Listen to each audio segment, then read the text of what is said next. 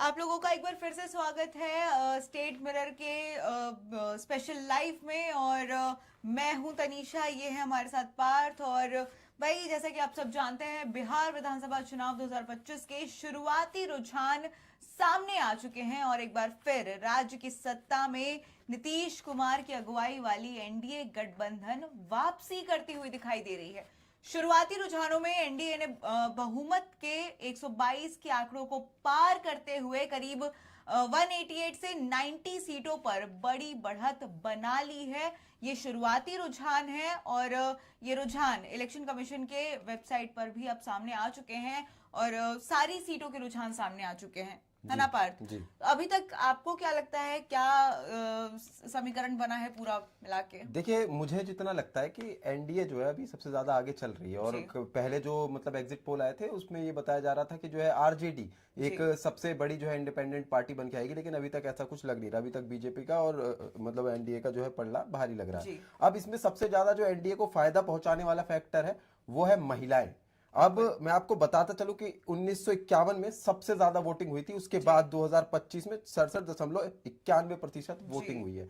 अब उसके बाद महिलाएं कैसे यहाँ पे जो है सबसे बड़ा जो गेम फैक्टर है या कहे वोटिंग फैक्टर है, वो सबसे ज्यादा इसलिए क्योंकि मुख्यमंत्री महिला रोजगार योजना के तहत महिलाओं के खाते में जो है 10,000 रुपए डाले गए। अब उन 10,000 रुपए का कहें या फिर उस योजना का कहें, ऐसा असर हुआ कि भाई महिलाएं मतलब पहले चरण के मुकाबले दूसरे चरण में ज्यादा जा रही है वोटिंग करने के लिए। और इसका सीधा सीधा फायदा सिर्फ एक नीतीश कुमार को ही जो है जाने वाला है। हालांकि अगर मैं बात करता चलूं तो नीतीश कुमार को सीएम पद के लिए जो है वोटिंग की गई थी, डिजिटली वोटिंग की गई थी, तो उसमें यह बताया गया था कि 22% और तेजस्वी यादव को जो है 34% जो है लोग पसंद कर रहे हैं एज अ सीएम फेस। लेकिन महिलाओं के जो है इस मोड़ को सीधा सीधा फायदा ये जेडीयू को जाता हुआ दिख रहा है। बिल्कुल सही कह रहे हैं आप। और पहले चरण में मैं एक बार सारे ये जो कैलकुलेशंस हैं मैं आपके सामने प्रेजेंट करना चाहूंगी कि पहले चरण में महिलाओं ने 69.4% की वोटिंग की थी। वहीं दूसरे चरण में जो महिलाएं थी उनका मतदान में अपना योगदान था 74.3%। तो वहीं टोटल अगर देखें तो पुरुषों से ज्यादा महिलाओं ने इस बार वोट किया है। 71.6% महिलाएं वोट देने गई थी इस बार। और अगर पिछले मतलब 2020 से अगर हम कंपेयर करेंगे तो फिर 10% ज्यादा, 10% बहुत होता है पर हम अगर बात करें तो 10% बहुत ज्यादा होता है। और कहीं ना कहीं ऐसा कहा जा रहा है कि इस बार ये जो 10% का डिफरेंस आया है वो सिर्फ महिलाओं की वजह से आया है। तो जैसा कि आपने कहा कि महिलाओं को जो एनडीए है वो साधने में बहुत क्या बोलते हैं, मुकम्मल रही, क्योंकि उन्होंने एंड मूवमेंट पे जो योजना निकाली 10,000 हर महिला के खाते में भेजने की, उनकी जो गारंटी थी उन्होंने दिया भी। और मतलब बाकी इसका बहुत ज्यादा फायदा एनडीए को मिला है। बिल्कुल। और जैसा कि आपने बताया कि 10% वोट एक अपने आप में एक विजेता बनाने वाला जो है कह सकते हैं एक फैक्टर हो सकता है, क्योंकि कई बार देखा जाता है कि लोग वोट तो मात्र 1000 वोट या 1000 तो 1000 भी बड़ा हो गया, 500 वोटों से भी लोग वोट हार जाते हैं। लेकिन इस बार जो मास्टर स्ट्रोक था महिलाओं को जो है 10,000 रुपए वाला, वो जेडीयू के लिए एक कहे कि किंग मेकिंग या कहें किंग बन ही सकते हैं वो इस स्ट्रोक से, क्योंकि महिलाएं खुद एक सर्वे के मुताबिक जब पहले चरण के मतदान थे तो उसमें महिलाएं कम थी, जब दूसरे चरण के मतदान हुए तो जो लाभार्थी थे वो खुद और बहनों को लेके गए और लाइन में लगवाए और वोट दिलवाए। तो सीधा सीधा असर इससे तो जेडीयू को जो है पहुंच ही गया। लेकिन और उसके उनका साथ लक्ष्य भी, उनका लक्ष्य की बात करें तो इस योजना का जो लक्ष्य था वो सीधा सीधा यही था कि महिलाओं को स्वरोजगार के लिए सशक्त बनाना, ऐसा कहकर ये योजना सामने लाई गई। और मतलब महिलाओं को अपनी तरफ आकर्षित करने के लिए एनडीए कामयाब रही। और ये जो आंकड़े अभी सामने आ रहे हैं, जैसे कि हम दिखा रहे हैं, एनडीए 195 इस टाइम पे एनडीए जो है 195 सीटों से आगे है, 195 सीटों पे आगे चल रही है। ये बहुत बड़ा आंकड़ा है। महागठबंधन को बहुत बड़ा झटका लगा है। महागठबंधन, जैसे अब तेजस्वी यादव की बात करें तो तेजस्वी यादव जो है इस बार युवा जो वर्ग है, युवा जो वर्ग, हाँ, युवा चेहरा बन के कि युवाओं को वो साधने के लिए उतरे थे। उन्होंने बहुत सारे अपने वादे किए कि युवाओं को रोजगार मिलेगा, पर कहीं ना कहीं वो चीज जो वो स्ट्रैटेजी थी वो काम नहीं आती हुई नजर आई, और बहुत बड़े आंकड़े से फिलहाल जो महागठबंधन है वो पीछे चल रहा है। और कहीं ना कहीं आरजेडी जो है वो भी कहा जा रहा था कि आरजेडी जो है बड़ी पार्टी बन के उभरेगी, इस बार कुछ नया आएगा आरजेडी का, वापस से वो क्या बोलते हैं उसको, शक्ति दिखेगी आरजेडी की जो पहले हुआ करती थी। लेकिन इस बार भी नहीं दिख रहा है, आरजेडी बहुत पीछे चल रही है, और एनडीए का जो नंबर आया है उससे कहीं ना कहीं हैरानी नहीं बोल सकती मैं, क्योंकि जब एग्जिट पोल आए थे तो बहुत सारे एग्जिट पोल में ये चीज बोली गई थी, दिखाई गई थी कि एनडीए इस बार इतने आंकड़े पार कर सकती है। तनीषा, मैं आपको साथ के साथ बताता चलूं कि इलेक्शन के मतलब वोटिंग के भी पहले एक केस आपको याद होगा जहां जेडीयू नहीं कहूंगा, सिर्फ बीजेपी कहूंगा, कि प्रधानमंत्री को जो है मंच पे गाली दे दी गई, अपशब्द कह दिए गए। तो वहां से जब प्रधानमंत्री बोलते हैं कि मेरी माँ को जो है अपशब्द कहना मतलब देश की सभी माँओं को कहना, तो वो एक महिलाओं के लिए या कहें एक बच्चे जो होते हैं, तो महिलाएं मतलब बच्चों के फैक्टर से एक वो देख रही थी कि अगर प्रधानमंत्री ने कहा है तो ये होगा, क्योंकि प्रधानमंत्री के कहने पे कि दिया दिखाओ तो लोग दिया दिखा देते थे कोरोना में। तो वैसे ही प्रधानमंत्री ने, एक बहुत अच्छे वक्ता है प्रधानमंत्री जो है, तो उन्होंने जब कहा तो ये सीधा मतलब दिमाग पे हार्ड हिटिंग करने वाली बात उन्होंने कह दी।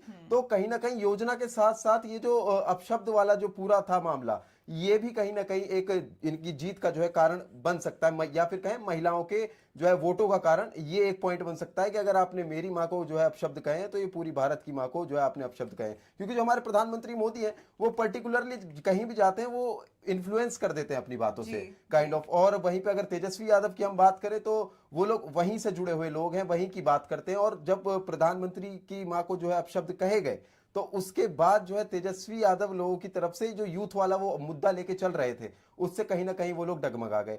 अब वो उन लोगों के दिमाग में उनको साथ भी मतलब यही चीज रही कि अगर हम यूथ वाला मुद्दा ही लेके चलेंगे तो ये साथ के साथ बाकी जो कि अपशब्द वाली चीजें हो जा रही है, महिलाओं को और चीजें देने वाली की योजना के तहत 10,000 रुपए दिए जाएंगे। और इसी को देखते हुए तेजस्वी यादव भी तमाम जो है वादे करने लगे कि सालाना 30,000 रुपए और तमाम जो है हर घर में सरकारी नौकरी, जो कि लालू यादव के समय से चलता ही आ रहा है। तेजस्वी यादव ने अपने मैनिफेस्टो में ये चीज बोली है, कही है, लिखी है कि एक डेट दी है उन्होंने 14, मैं एग्जैक्टली याद नहीं कर पा रही हूँ, लेकिन डेट के साथ उन्होंने कहा है कि वो हर साल 30,000 रुपए हर महिला के खाते में ट्रांसफर करेंगे।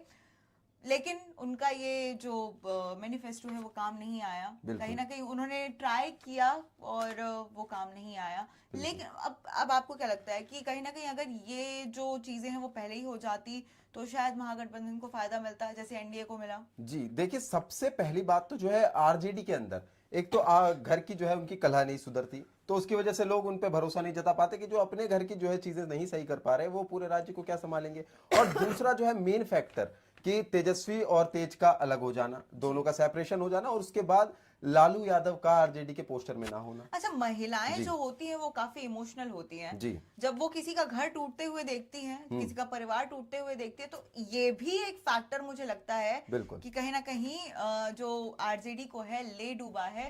आपने बहुत सही पॉइंट उठाया ये कि ये जो घर टूटने वाला, भाई भाई में दरार आना, ये भी कहीं ना कहीं तो असर पड़ा होगा कि अगर मतलब लोग थोड़ा ट्रस्ट करना भी चाहते होंगे आरजेडी पे या फिर महागठबंधन पे, पर वो नहीं कर पाए होंगे क्योंकि घर में ही कला है, तो फिर देश को मतलब बिहार को कैसे संभालेंगे। बिल्कुल जी। और उसी के साथ साथ अगर मैं महिलाओं को भी लेके चलूं तो ये मैथिली ठाकुर हैं जो अलीनगर से जो है खड़ी हुई हैं, और वो पर्टिकुलरली उनका जो है भाजपा के जो है कार्यकर्ताओं ने भी विरोध किया। उन्होंने कहा कि जो रहती दिल्ली में है और शोज बाहर करती हैं, क्योंकि वो एक गायिका है, भजन गाती हैं, तो वो बिहार का कैसे जो है भला कर लेंगी, जबकि उन्हें पता ही नहीं कि जो है मूलभूत जरूरतें क्या है, बिहार की मूलभूत दिक्कतें क्या है, जो है विधानसभा उनकी वहां की। तो ये एक सबसे बड़ा फैक्टर हुआ कि मैथिली ठाकुर एक बड़े जो है फीमेल वर्ग को कहे या फिर कहे डिवोटी वर्ग को रिप्रेजेंट करती हैं। तो मैथिली ठाकुर को जब बीजेपी ने खड़ा किया इलेक्शन में, तो एक बड़ी जो है महिलाओं का वर्ग को उन्होंने बहुत इजीली जो है कैप्चर कर लिया। बेशक अलीनगर का ना हो, पर बाकी जो कि कहे 50 साल से ऊपर की महिलाओं को बहुत ही आसानी से जो है कैप्चर कर लिया। तो ये जो जीविका दीदिया बहुत ज्यादा नाम, और इसी के तहत जीविका दीदिया बहुत ज्यादा नाम ये योजना बहुत ज्यादा चर्चा में आई, क्योंकि इसी के तहत आई कि 10,000 रुपए जो दिए गए हैं महिलाओं को।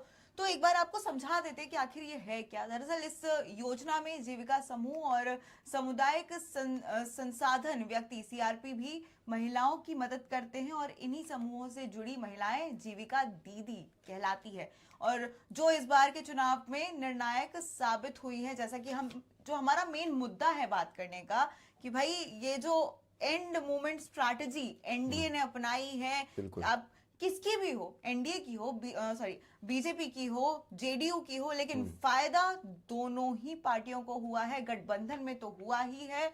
और मतलब बाकी महिलाओं को साथ देखिए, मुझे ऐसा लगता है कि महिलाओं को इलेक्शन और चुनाव के नाम पे वहां पर लेकर आना, पोलिंग बूथ पर लेकर आना, वोट डलवाना, ये एक बहुत बड़ी क्या बोलते हैं, बहुत मुश्किल होता है। लेकिन इसमें मुश्किल तब होता है जब कार्यकर्ता खुद जो है जमीनी स्तर पे काम करते हैं, घर घर जाके जो है बांटे जाते हैं कि भैया आइए आइए। लेकिन इस बार ये हुआ, इस योजना का जो इफेक्ट पड़ा है, खुद जो कि लाभार्थी थे वो बिना किसी दबाव प्रेशर के गए हैं। मतलब ग्राउंड रिपोर्ट जो आई है वो गए हैं और वहां से दीदियों को बुलाया कि भैया आइए वोट डालिए। और इसमें सेकंड फैक्टर मैं आपको बताता चलूं कि महिलाओं को जो है 35% का जो है आरक्षण दिया गया है। तो ये आरक्षण वाली चीज तो जो है हमारे देश में काफी ज्यादा चलती है, जहां आरक्षण आया वहां वोट का एक तरफा पलड़ा जो है चला जाता है। तो आरक्षण, महिला योजना और मोदी जी की माता जी को जो है अपशब्द कहना, ये तीन फैक्टर बिहार की राजनीति में एक निर्णायक रूप से महिलाओं के वोट एक तरफा गए हैं। जी। और एक और बात मैं आपको बता दूं कि ये जो योजना थी, इसकी प्रधानमंत्री मोदी के अंदर ना एक टैलेंट है, मुझे लगता है कि उन्हें पता है कि सही समय पे सही काम कब करना होता है। मतलब वो सही समय की जो नॉलेज होती है, सही समय की जो परख होती है, वो उनमें बहुत ज्यादा है। तो ये जो योजना थी, प्रधानमंत्री ने नवरात्रि के टाइम पर, सितंबर में नवरात्रि के दौरान ही इस योजना की शुरुआत करते हुए घोषणा की थी कि 75 लाख महिलाओं के बैंक खातों में एक साथ 10,000 रुपए हस्तांतरित किए जा चुके हैं। और चुनाव से ठीक पहले ही ये सीधा वित्तीय लाभ एनडीए की जीत पर मुहर लगाने वाला बड़ा खेल माना जा रहा है। जैसा कि मैंने कहा कि भाई प्रधानमंत्री, और ये चीज सिर्फ बिहार के लिए नहीं हुई है, ये चीज महाराष्ट्र में भी देखने को मिली है। मैं आपको बता दूं, मध्य प्रदेश में भी देखने को मिली है। तो ये कहीं ना कहीं एक इमोशनल वोटिंग अपनी तरफ खींचना, या मुझे शायद वो शब्द नहीं मिल रहा है जो हमें यूज करना चाहिए यहाँ पर। तो एक इमोशनल वोटर की तरफ कैसे अपील की जाती है, वो एनडीए को बहुत अच्छे से पता है, और एनडीए के जो क्या करता धरता है उनको बहुत अच्छे से पता है। बिल्कुल, इमोशनल सपोर्ट की आपने बात करी ही है। तो आरजेडी में इमोशनल चेहरा थे तेज प्रताप, अब तेज प्रताप हो गए अलग, तो इमोशनल सपोर्ट आरजेडी से हो गया पूरी तरीके से खत्म। और दूसरी चीज क्या हुई कि पोस्टर में नहीं थे लालू।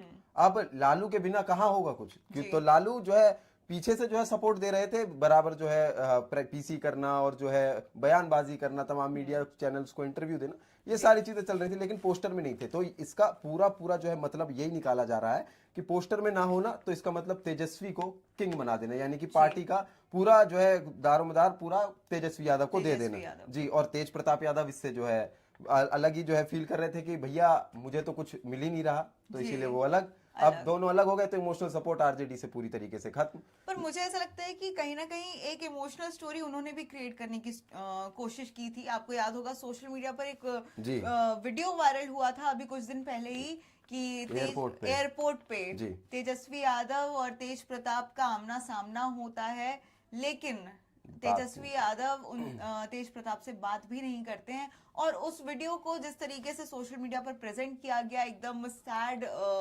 गाने के साथ, देखिए हम मीडिया वाले हैं, हम एज अ व्यूअर नहीं बात करते, हम एज अ एनालिस्ट बात करते हैं। बिल्कुल। अब इस टाइम पे ऐसे वीडियोस लाकर लोगों के सामने प्रेजेंट करना, क्या आपको लगता है कि ये कहीं ना कहीं स्ट्रैटेजी थी थोड़ा इमोशनल कार्ड खेलने के लिए? देखिए, इमोशनल कार्ड तो तेजस्वी यादव ने यहाँ तो नहीं कहेंगे खेला, क्योंकि वो अलग ही एक कॉन्सेप्ट था कि दोनों भाइयों के बीच में आपस में लड़ाई है और दोनों में बोलचाल बंद है।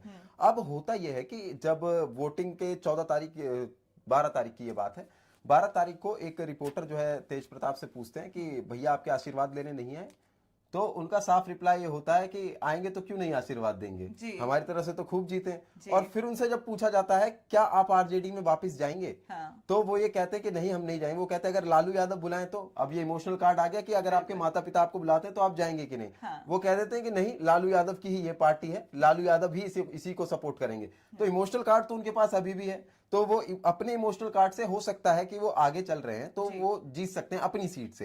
लेकिन अगर बात करें और सीटों की, तो आरजेडी तो कहीं मुझे दूर दूर तक दिख नहीं रही है। आरजेडी का मैं आंकड़ा एक बार बता देती हूँ। आरजेडी अगर पर्टिकुलर देखी जाए तो सिर्फ 32 सीटों पर वो आगे है फिलहाल। 32 सीटें बहुत कम है, बहुत ज्यादा कम है। हम कहीं ना कहीं, मैं फिर से एक बार आपको बताना चाहती हूँ कि कहा जा रहा था कि इस बार बिहार चुनाव में आरजेडी जो है एक बड़ी पार्टी साबित होगी। बिल्कुल। तो इसका जो, जैसा कि आपने बताया, परिवार को लेकर जो उनके आपस में परिवार मतलब बात सही नहीं है उनके बीच में, परिवार के बीच में ही चीजें सही नहीं। उसके अलावा भी कुछ ऐसा है जिसने महागठबंधन को इतना पीछे कर दिया हो? पीछे नहीं, एनालिस्ट जब गए थे वहां ग्राउंड पे, जो है कई जो है माई एक्सिस वगैरह काफी लोगों ने जो है वहां पे ग्राउंड रिसर्च करी है, उसके बेसिस पे जो है एग्जिट पोल भी निकालते हैं। सॉरी मैं आपको टोक रही हूँ, लेकिन इसमें एक चीज मैं आपको बोलना चाहूंगी। एक दो पोल्स ऐसे भी आए थे जहां नेक टू नेक का कंपटीशन। जी। लेकिन मैं बिहार की बात ये बता रहा हूँ कि वहां पे जाति के आधार पे वोट बहुत ज्यादा डाला जाता है। 6 जो है विभाजन में है जातियां, और जाति के आधार पे वोट डालना है, तो साफ तौर पे जो है जनरल कैटेगरी कहें, क्या कहें, ब्राह्मण, राजपूत, भूमिहार, इनका पूरा जो है वोट लगभग पूरा 60 से 65% ये पूरा जाता है एनडीए को या बीजेपी को, क्योंकि दोनों का एक ही अलायंस है, एनडीए। अब बचते हैं यादव और मुसलमान। वाईएम फैक्टर पहले से ही चलता आ रहा है। पहले वाईएम फैक्टर ये होता था कि यादव और मुसलमान, जो कि इस बार भी हमें जो है डेटाज में देखने को मिला कि उसमें कई जगह तो ये लिखा हुआ था कि यादव कम्युनिटी 90% जो है महागठबंधन को वोट दे रही है, और उसी के दम पे जो है आरजेडी का कहा जा रहा था कि आरजेडी जो है अब सबसे बड़ी इंडिपेंडेंट पार्टी बन के आ जाएगी बिहार चुनाव में, यानी कि बीजेपी को भी पीछे छोड़ देगी। लेकिन वो थे एग्जिट पोल, एग्जैक्ट पोल कुछ और हैं। और उसके बाद अगर हम बात करें कि महागठबंधन में आप देखिए कि मुस्लिम पूरे समर्थक वहां पे आते हैं, क्योंकि पहले से भी अगर कांग्रेस अकेली भी लड़ती थी तो भी आते थे। लेकिन इसमें एआईएमआईएम ने काम ये किया है कि इनकी सीटें काट दी हैं। अब जितनी सीटें एआईएम के खाते में होंगी वो फिलहाल मैं एक बार रोक के आपको बता रही हूँ कि एआईएम फिलहाल 5 सीटों पे आगे है। बिल्कुल। जो ये आंकड़ा आप 2020 से मिला सकते हैं। उस टाइम पे भी 5 सीटों पर उन्होंने जीत हासिल की थी, और फिलहाल वो 5 सीटों पर आगे हैं। ये रुझान जो आए हैं उसमें अभी पता चला है। बाकी प्लीज कंटिन्यू। जी, तो आरजेडी का जितना जो है समीकरण यही बनता है कि वो मतलब एग्जिट पोल्स में सिर्फ ये था कि जाति के आधार पे वो इंडिपेंडेंट पार्टी बन सकती है, लेकिन हारना वहां तब भी जो है महागठबंधन को था, और वो पे बस 2 पॉइंट की कहें 2% तक की इतनी ही फाइट वहां पे देखने को मिल रही थी। लेकिन असलियत में जो है चीजें हो रही हैं जिस हिसाब से, तो अब वाईएम फैक्टर जो है, जो यादव और मुस्लिम, जो मैंने पहले बताया था कि पहले तक होता था, लेकिन इस बार क्या हुआ है, यादव मुस्लिम की जगह यूथ और महिलाएं, ये 2 फैक्टर बन के आई हैं। अब यूथ का इसलिए है क्योंकि आप देखिए किस तरीके से जो है पहले पेपर लीक होते हैं, और कहे यूथ जो है वहां पे बेरोजगार है, और अगर आप वहां किसी भी यूथ से पूछें कि मतलब आप किस चीज की तैयारी करें, तो वो कहते हैं कि आईएएस की, आईपीएस की, क्योंकि बिहार सेकंड जो है सबसे ज्यादा आईएएस प्रोड्यूसर है। जी स्टेट है, आईएएस प्रोड्यूसर स्टेट। तो उसके बाद होता यह है कि वहां के युवा ये चाह रहे हैं कि यहाँ पे या तो यूनिवर्सिटीज खुले, किसी को भी यहाँ दिल्ली में आके या फिर बिहार छोड़ के ना जाना पड़े, क्योंकि कौन नहीं चाहता कि हमारे यहाँ पे चीजें हो तो हमें ज्यादा ट्रैवल, हमारी कॉस्टिंग, सारी चीजें बचेंगी। लेकिन होता यह है कि वहां पलायन हो जाता है। जब पलायन हो रहा है बिहार में, तो वहां का युवा ये चाह रहा है कि यहाँ पे या तो यूनिवर्सिटीज बननी चाहिए, या हॉस्पिटल या इंफ्रास्ट्रक्चर जो है डेवलपमेंट यहाँ पे होना चाहिए। अब डेवलपमेंट के नाम पे वहां पे मेट्रो चला दी जाती है, जो कि वहां के काम की नहीं होती है। वहां के लोग ये कहते हैं कि भैया 4 जगह के लिए, स्टेशन के लिए आपने मेट्रो चला दी है, इससे सही तो कुछ और कर देते आप, बल्कि मेट्रो हमें ज्यादा पड़ती है, ये रिक्शा तो हमें 10 रुपए में छोड़ देता है। तो कहीं ना कहीं ये जो चीजें हैं, यूथ जो है फैक्टर, ये तेजस्वी की तरफ झुक सकता है, क्योंकि तेजस्वी यादव शुरू से ही यूथ का जो है एंगल लेके चले थे कि हम रोजगार देंगे, पलायन को रोकेंगे, सारी चीजें करेंगे। तो यूथ का झुकाव जो है थोड़ा यहाँ हो सकता है, लेकिन उसी को क्रिस क्रॉस करने के लिए महिलाएं एम फैक्टर। तो ऐसा तो प्रशांत किशोर भी हैं जिन्होंने यूथ को टारगेट किया था। टारगेट नहीं बोल सकते, लेकिन जो उनके जो प्रत्याशी उन्होंने उतारे मैदान में, तो वो तो उतना उभर के नहीं आ पाए। इवन दो ऐसा देखा जाए तो उनके जो प्रत्याशी हैं वो पढ़े लिखे हैं। पढ़े लिखे बिहार में जरूरी नहीं है। बिहार में सबसे पहला जरूरी है जाति, दूसरा जरूरी है आपके जो है मुद्दे क्या क्या है, और आपकी पार्टी कितनी पुरानी है, कितनी भरोसेमंद है। नए खिलाड़ी पे कोई क्यों भरोसा करेगा। माना कि प्रशांत किशोर किंग मेकर रह चुके हैं पहले भी, कि मोदी के इलेक्शन से लेके राहुल गांधी के इलेक्शन, प्रियंका गांधी को जो है फेस आइकन बनाने का सजेशन देने से लेकर तमाम उन्होंने डिसीजन लिए, और तमाम जो है उनके पीआर जैसे 3D पीआर वगैरह ये सारी चीजें उन्होंने करी हैं, लेकिन वो किंग नहीं बने कभी भी। तो ये चीज जनता भी जानती है कि जो एक पीआर वाली जो है छवि, और कहें कि एक पढ़े लिखे नेता वाली छवि, यही गई है। और सबसे जो है बुरा फैक्टर जो रहा प्रशांत किशोर की जो है पार्टी के लिए, वो यही रहा कि उनका खुद ना खड़ा होना। यहाँ पे भी उन्होंने किंग मेकर की भूमिका निभाई, तो लोगों ने उन पर भरोसा नहीं जताया अभी। बल्कि रुझानों में आप देखें तो उनको 4-5 सीटें जो है मिल गई थी, लेकिन अब असलियत में तो वो उनकी पार्टी का नाम ही किसी के कॉलम में नहीं दिख रहा है, ना ईसीआई के ना कहीं पे। अब प्रशांत किशोर को लोग इसलिए वहां पे चुन रहे थे क्योंकि वो मेनली हेल्थ सेक्टर से आते हैं। पहले वो यूएन में रह चुके हैं हेल्थ सेक्टर में, उसके बाद फिर भारत आते हैं, भारत में पॉलिटिक्स में पड़ जाते हैं, फिर उसके बाद वो यूएन में जाते हैं एक डेवलपमेंट के लिए, अफ्रीका जाते हैं, फिर उसके बाद वहां से आते हैं, फिर वहां पे आके फिर मोदी जी के जो है पीआर करने लगते हैं। पर लोग वहां पे मेडिकली इतने भी ज्यादा वीक नहीं है कि वो किसी को सीएम बना देंगे सिर्फ एक मुद्दे पे, क्योंकि पर्टिकुलरली बैकग्राउंड बहुत ज्यादा मैटर करता है। वहीं आप बीजेपी का बैकग्राउंड उठा लीजिए तो प्रधानमंत्री मोदी ने चाय वाले से लेके प्रधानमंत्री तक का सफर किया, और उनके पास फेस आइकन है, प्रचारक है, एक तरह से प्रचारक है उन लोगों के पास। तो और वहीं प्रशांत किशोर की पार्टी में उनके अलावा कोई प्रचारक नहीं है। तो चलिए, अब हमारा जो मुद्दा था वो तो यही था मेन, कि भाई इस बार महिलाओं को साधने में कहीं ना कहीं एनडीए जो है वो खूब जी खूब ज्यादा सफल रही।